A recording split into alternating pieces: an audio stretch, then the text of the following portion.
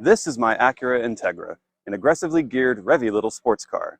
These nimble little cars are often found in autocross, track racing, and even drag racing, but today we're going to be indulging in a different type of motorsport, hypermiling. In this video, I'm going to attempt to drive 450 miles across the state of Georgia and back on a single tank of gas. But why is this a challenge? Well, for starters, the Integra's fuel tank only holds a little over 13 gallons of fuel. So, to cross the finish line without running out of fuel, I need to get a bare minimum of 34.1 MPG. But, to avoid burning out my 23-year-old fuel pump, I need to aim more for 37, 38 MPG. Now, that's not a problem in many modern cars, but because the Integra's engine came out in 1988, this car is only rated for 22 MPG city and 28 MPG highway. So, there's the question. Can I manage to add 10 whole MPG to my trip using only hypermiling tactics? Well, let's head to Alabama and find out. It is 4 o'clock in the morning. 1 like equals 1 ounce of caffeine. Thank you.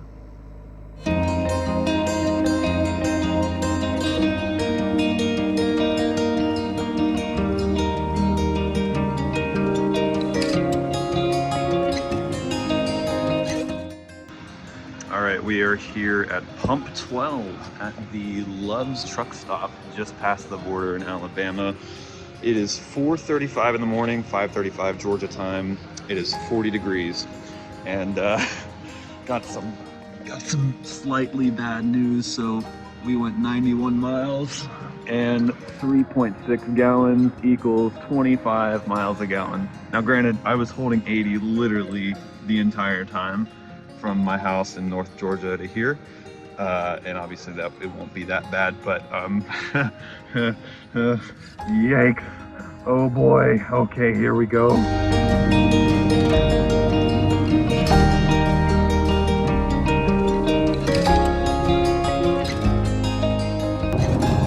We are doing 55, just me and this guy against everyone. We're getting passed by literally everybody. This guy freaking gets it though. You on here, bro? See that way up there? That's Atlanta. You can't say Atlanta without immediately hitting traffic. Trying a little bit of light drafting here. Passing through Atlanta as we speak. 6:59 in the morning. All right, we are passing under 285. What are they building here? What the heck? Anyway, I haven't been here in like 2 years. So yeah, we are outside of Atlanta now. It is 7:10 a.m. and it's finally daylight. I think the sun is gonna officially rise in like 5 minutes or so. All right, so the big question, you might be wondering, why in the world did I wake up at 4 a.m. and do this? And the answer is Atlanta.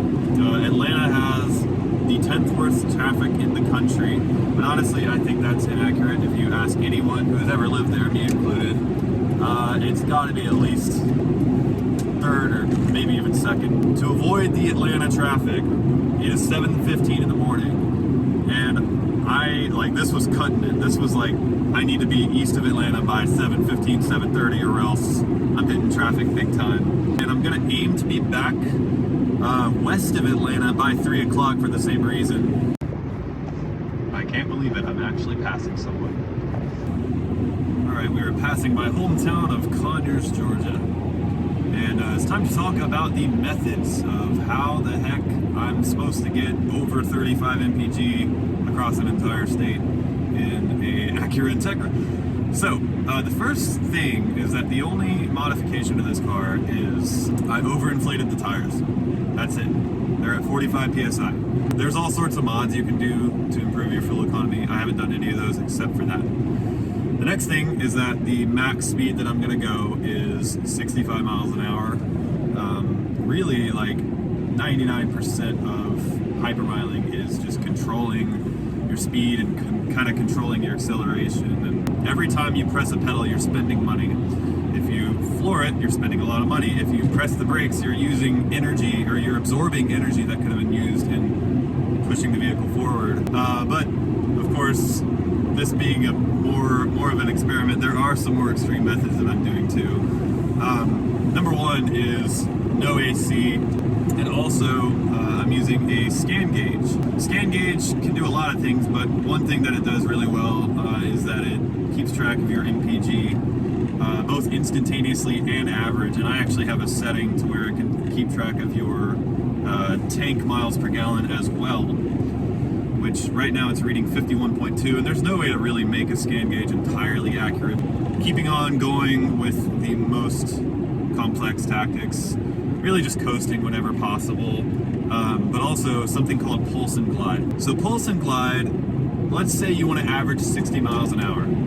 Instead of holding 60 the whole time, what you can do is you can kind of speed up to 65 and then coast back down to 55 and then gently speed back up to 65 and kind of do that all over again. And that's actually a more efficient way to drive, although it probably doesn't sound like it. So I'm doing that a lot. I'm doing it right now. But when coasting in neutral is not enough, we can do what's called engine off coasting, which actually I'm about to do right this second. Engine off coasting is turning your engine off while you're coasting. So my engine is currently off. I'm doing about 68 by accident. And what I'm doing is basically I flick the key off, let my key light blink 3 times, and I'm slowing down until either traffic gets bad behind me or I hit a certain speed. At this point, I'm hitting 55, so I'm going to clutch out and then rev match and then get back into gear. Now, there is a proper way and an improper way to do this. The proper way is to, when you're ready to get the engine back on, you don't have to use the starter. You can actually just clutch out in a manual transmission car. You let the clutch out very quickly and very minorly. So you want to go like that. That's the way to put it. Now what you're doing there is you are letting the clutch out just enough to start the engine, but you're not ruining your clutch by going straight from 0 RPM to 2500 or 3500 or whatever you're doing. And when you're engine off coasting, it's very important to remember that your engine generates brake pressure. So you effectively lose your brakes when your engine is off. You really need to be ready to pop the clutch out and hit the brakes pretty much at all times when you're engine off coasting. If you want some more methods or just kind of some more instruction on it, I have a video on hypermiling I made a couple of years ago. I will link it somewhere on the screen. So yeah, that is it. That's pretty much everything. The rest of it's just rinse and repeat for the next 450 miles.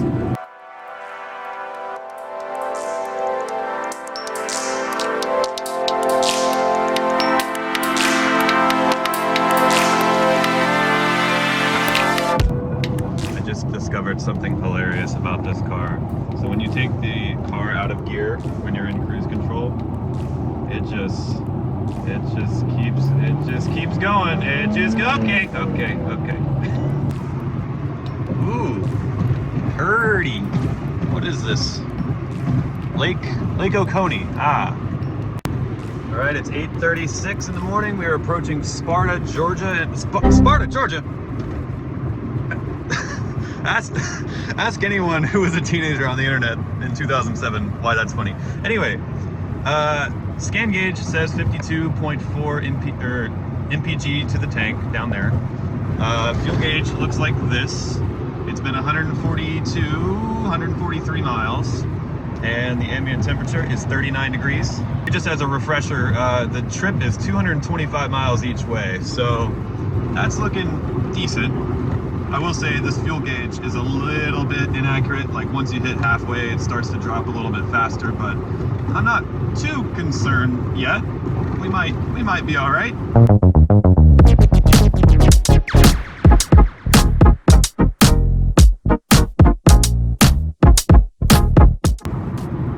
All right, we're in Augusta officially. It is 9:47 and my fuel tank looks like that. And scan gauge is reading 53.2 miles to the gallon over the tank so far. That is not accurate. I keep having to say that, but seriously, that's not accurate. All right, 9:52 a.m. We are crossing into South Carolina. Yeehaw, baby. Oh boy, I've been in the car for 6 hours. All right, we are taking 520 west back around, essentially turning around. back towards Augusta, and back to Georgia.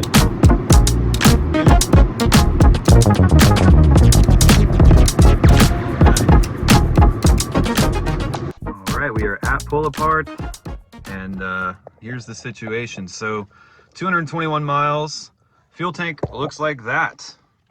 So we might be okay, but I'm gonna tell you why I'm not too optimistic when I get back from the junkyard. But for now, let's go look at some cool old cars.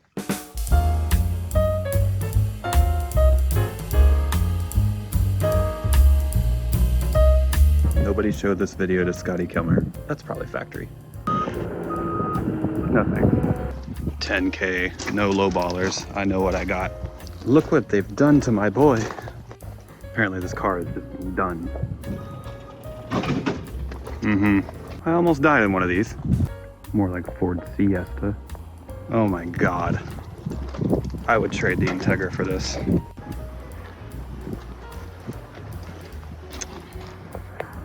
Okie dokie, man. All right, so now to tell you why I'm not optimistic. There's actually a few reasons for that. Number one is my fuel gauge is optimistic, to say the least. Number two, elevation. Elevation's a big deal. At the start of our trip, the elevation's 1,040 feet. Down here, it's only 220. So in other words, we've done most of our downhill already. Now, another reason is because of temperature. Temperature in a few different ways. Number one is that this car does not warm all the way up. It never has since I've had it. The thermostat sticks just a bit, which isn't a huge deal, but it affects fuel economy. It makes it give more fuel than it should. And that's another thing too. This car has sat for an hour and a half now. The engine has cooled off a bit, and so a cooler engine burns more fuel inherently, unfortunately. Might I remind you, I did 80 all the way to the gas station in Alabama, so the engine was nice and warm. So that was probably, in other words, we've done the best driving. So this is gonna be close. This is gonna be a little like, maybe I should have brought a gas can with me. And one more thing on the topic of temperature, I forgot to put my sunshade up when I had the car parked for an hour and a half, so it's a little toasty in here. Oops. Hopefully it's not that big a deal, but there may be a point where I have to crack a window or turn on the AC for a little bit. We'll see. Hopefully it doesn't come to that point because, again, less fuel economy with either of those. Well, at this point, there's nothing to it but to do it, really. It's 11:56. Should be west of Atlanta by 3 p.m. Should be back in Alabama by about 4:15, 4:30, somewhere in there. So, I guess here goes nothing.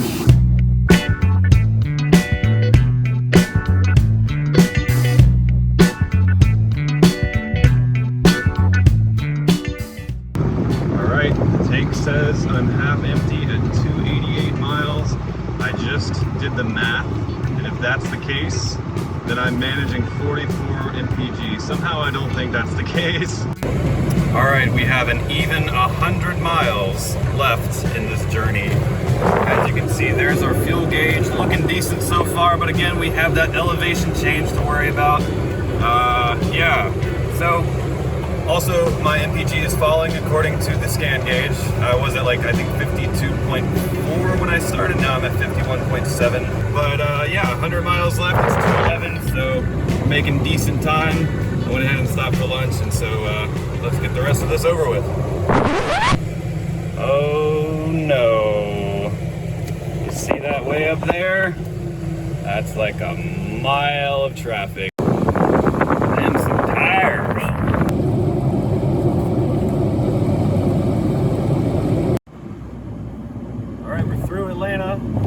Passing over 285. A little bit of traffic here, there always is, but hopefully it'll clear up pretty quick. 306 should be in Alabama, and therefore at the gas station in about an hour. As you can see, I had to pop the windows open. It's getting too hot, and it's only 65 degrees. Oh boy, it's toasty in here. I have no tent, so yeah. All right, I'm passing what is the last major city to the west of Atlanta, Douglasville, and shout out to my Uncle Doug and Aunt Georgia, who live in Douglasville, Georgia. Yes, that is a true story. Anyways, so my fuel gauge looks like that, which is good, but it really starts to drop around a quarter tank. We've still got about 43, 44 miles left. Scan gauge has gone down to 51.0, and we are nearing the 400 mile mark of the trip. Now, I will say it is impressive that 400 miles, like I've gone 400 miles on one tank in general. We are definitely above the EPA estimate, what, 28 miles a gallon, but I still don't know if we're gonna make it, to be honest with you. I guess we'll find out.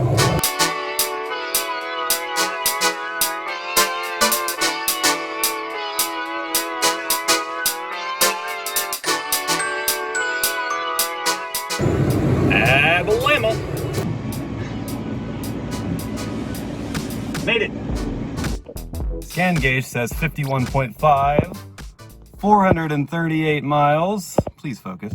And that much fuel, and the fuel light hadn't even come on. I am so curious to see what's about to happen and how many MPG I actually got. So let's do it. All right, here we go. All right, we drove 438.9 miles. Let's see how many gallons. 9.643. Holy. Whoa, hold on. Is that right? I'm gonna let it, are you serious? I got 45. Holy crap. I just want to run y'all through this one more time. Same pump, same place. Wow. Okay. All right. I need to go inside. Okay. I did not expect that result. I was expecting like 38, maybe. I got 45. Holy crap. That's Prius level. Yeah, well, if you don't believe me, I don't blame you. But it's true, I did do that. And if you can't tell, I'm very, very tired. I would like to reiterate, it is 4:20. I left my house at 4:02 a.m. I have been driving pretty much this whole time, except for like an hour and a half at the junkyard and a couple quick pit stops. Holy crap, I've literally driven 540 miles today, and I have another like 100 to go. Wow. All right, I'm going to go to future me to wrap all this up. Statistics, blah, blah, blah, blah, blah. How far I could have gone, that sort of thing. I don't feel like it, so here's future me. Yeah. So there you have it. Over our 438.9 mile trip, we not only achieved our goal of 38 MPG, but we got a whopping 45.1 MPG using only hypermiling tactics. Well, and a little extra air in the tires. Now, given the Integra's 13.2 gallon tank size, using every drop of fuel would have amounted to driving 595 miles. For perspective, that's roughly the same as driving from Atlanta to Columbus, Ohio. As far as other vehicles to compare this MPG to, I actually hit the nail on the head when I compared it to the Prius, just the older Prius. The second gen Prius, this one, gets 45 MPG on the highway, so my Integra is just as good as the Prius. It doesn't sound so good now that I say it out loud. Now, one last interesting thing to consider is that even though my odometer said 438.9 miles, Google Maps rates my trip at 449 miles. In that case, my true MPG would be 46.1, but I guess I'll take 45. Anyways, thanks so much for watching, and tune in soon when I have another Integra restoration update video. Happy hypermiling!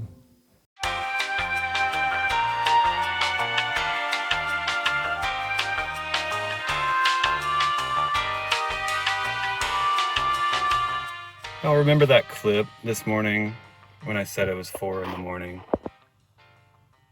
It's 6:22 at night. 1 like equals 1 calorie of energy. Good night.